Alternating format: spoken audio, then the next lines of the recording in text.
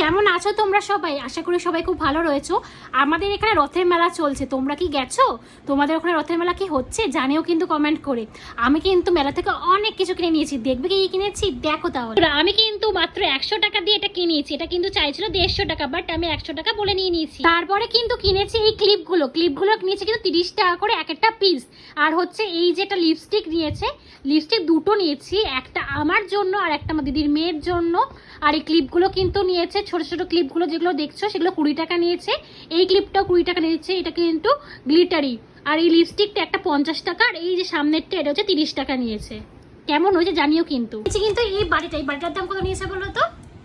এটা 40 টাকা নিয়েছে। কেমন হয়েছে বলো? স্যুপ খাওয়ার বাটি নিয়েছি কিন্তু এই যে এরকম একটা কিন্তু চামচ স্যুপ খাওয়ার জন্য, এটার দাম নিয়েছে 15 টাকা। তারপর নিয়েছি কিন্তু এই বড় বোলটা, এটার দাম কত নিয়েছে বলো তো?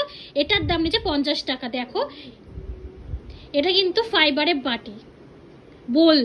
প্লেটটার ওপর আমি এগুলোকে রেখেছি, এটাও কিন্তু এই মেলা থেকে কিনেছি। এটার দাম নিয়েছে 50 টাকা। এটা কিন্তু অনেক ভারী, এটাও ফাইবারের।